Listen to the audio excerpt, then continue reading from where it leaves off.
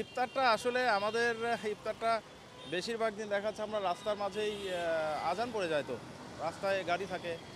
কিছু যারা আছে যে রাস্তায় থাকে, আমরা সেক্ষেত্রে আমাদের এই ইফতারের বিষয়ের চেয়ে মানুষ যাতে বাসায় তাড়াতাড়ি যেতে পারে সেই দিকেই বেশি নজর দিয়ে থাকি। পরিবার বাসায় থাকলেও আমাদের তো থাকা সম্ভব না।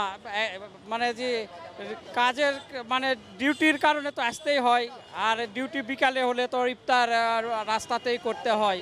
অফিস থেকে যারা বাড়ি ফেরতগামী যারা আছে সবাইকে যেন আমরা ইফতারের পূর্ব মুহূর্তে সবাইকে বাসায় পৌঁছে দিতে পারি, এটাই মূলত আমাদের মূল লক্ষ্য থাকে।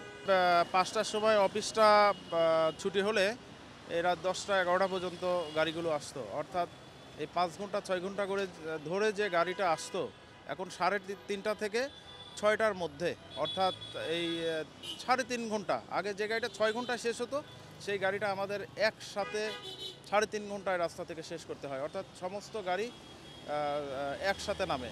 টানা সপ্তমবারের মতো বেস্ট টিস্যু পেপার ব্র্যান্ড হিসেবে স্বীকৃতি পেয়েছে বসুন্ধরা টিস্যু। তো আমাদের টার্গেট এটাই থাকে, আমরা সব দিক দিয়ে ট্রাফিক ম্যানেজমেন্ট সর্বোচ্চ দিয়ে সব সিগন্যাল করে যেন কোনো দিকে কোনো সমস্যা না হয়।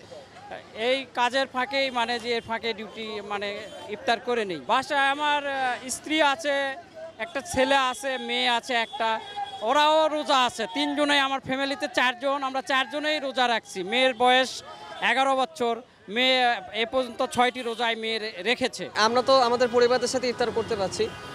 ওনারা আমাদের মানে যেটা আমরা বাসায় যেতে পারি এই কারণে তারা আমাদের জন্য ট্রাফিকে কাজ করছে। তো ওনারা আমি দেখেছি যে অনেক সময় পানি খেয়ে ইফতার করেছে। তো এই জায়গাতে আমাদের জনগণ যারা আছি ওনাদের সাথে একসাথে বসে ইফতার করা, হ্যাঁ, ইফতার উপহার দেওয়া উচিত, বা আমাদের সাথে আমরা একসাথে বসিয়ে ওনার সাথে ইফতার করতে পারি। তারপর হলো এই বিষয়টি এমপির একটু সচেতন হওয়া উচিত যে